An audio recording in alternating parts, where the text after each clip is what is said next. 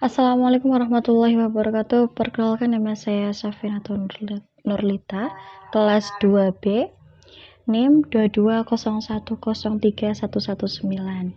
Di sini saya akan mempresentasikan yang bertemakan kesehatan lingkungan dengan mata kuliah Bahasa Indonesia. Langsung saja masuk ke materi kesehatan lingkungan yang meliputi kesehatan lingkungan merupakan faktor penting dalam kehidupan sosial kemasyarakatan, bahkan merupakan salah satu unsur penentu atau determinan dalam kesejahteraan penduduk, di mana lingkungan yang sehat sangat dibutuhkan bukan hanya untuk meningkatkan derajat kesehatan masyarakat, tetapi juga untuk kenyamanan hidup dan meningkatkan efisiensi kerja dan belajar.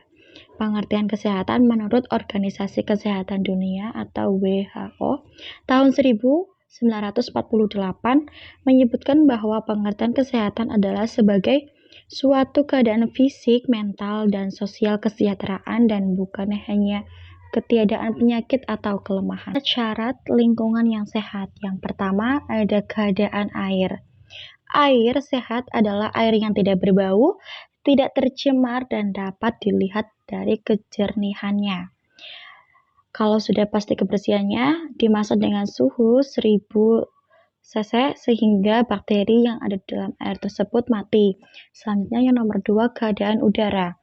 Udara yang sehat adalah udara yang di dalamnya terdapat yang diperlukan. Contohnya oksigen yang di dalamnya tidak tercemar oleh zat-zat yang merusak tubuh. Contohnya zat CO2 atau zat karbon dioksida. Selanjutnya yang nomor 3 adalah keadaan tanah. Tanah yang sehat adalah tanah yang baik untuk penanaman suatu tumbuhan dan tidak tercemar oleh zat-zat logam berat.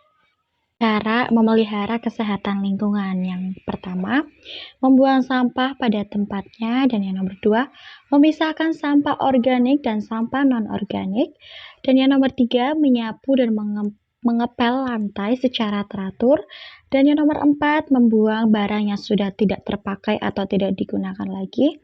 Selanjutnya yang nomor 5, menutup saluran pembuangan air, dan yang terakhir menanam tanaman. Menjaga kebersihan lingkungan.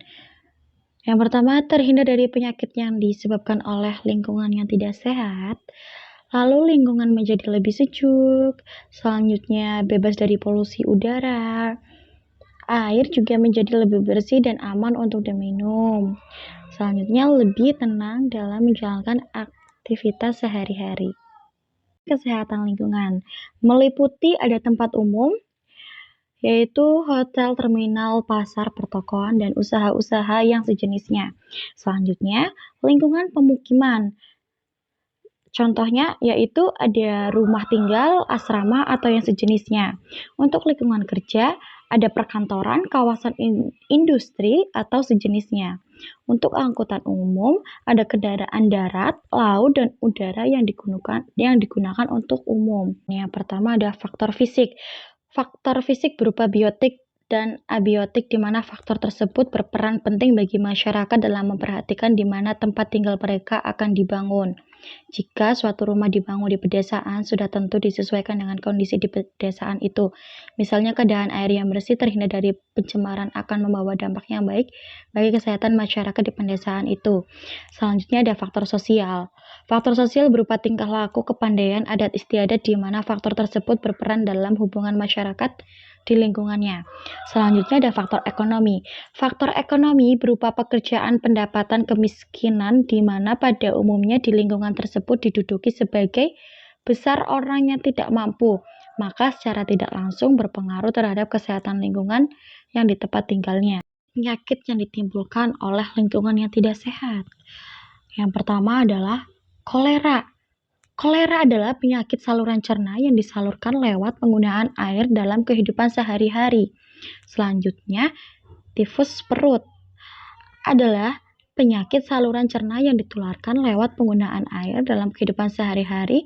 Penggunaan air yang tidak memenuhi syarat kesehatan untuk kepentingan rumah tangga menyebabkan banyaknya penderita penyakit perut menular.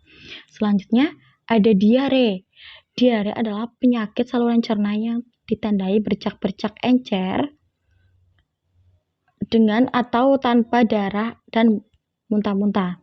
Selanjutnya ada penyakit leptospitosis, adalah penyakit disebabkan lewat tampungan air hujan yang telah tercemari oleh kemihan tikus. Selanjutnya ada malaria dan DPD. Malaria dan DBD merupakan penyakit yang disebabkan oleh nyamuk yang berkembang di wadah penyimpanan air, sedangkan penderita disalurkan melalui gigitan nyamuk tersebut. Selanjutnya ada penyakit TBC juga nih kawan-kawan. TBC merupakan penyakit yang berkembang pada pemukiman yang padat dengan pertukaran udara yang buruk. Selanjutnya ada penyakit cacar, merupakan penyakit yang disebabkan oleh virus yang terdapat di udara, atau infeksi cacar timbul apabila ada kontak langsung dengan penderita atau pakaian penderita. Selanjutnya ada penyakit influenza, merupakan penyakit yang sangat mudah menular, penularannya melalui udara. Sampai juga di kesimpulan, kesehatan lingkungan yaitu bagian integral ilmu kesehatan masyarakat yang khusus menangani dan mempelajari hubungan manusia dengan lingkungan dalam keseimbangan ekologis. Cara-cara pemeliharaan lingkungan yaitu yang pertama, tidak mencemari air dengan membuang sampah di sungai, dan yang nomor dua, mengurangi penggunaan kendaraan motor, dan yang nomor tiga, mengelola tanah sebagaimana mestinya, dan nomor yang empat, menanam tumbuhan pada lahan-lahan yang kosong. Kontribusi lingkungan dalam mewujudkan derajat kesehatan merupakan hal yang esensial di samping masalah perilaku masyarakat, pelayanan kesehatan, dan faktor keturunan. Sekian, terima kasih presentasi saya dalam tema kesehatan lingkungan. Kurang lebihnya mohon maaf, semoga bermanfaat.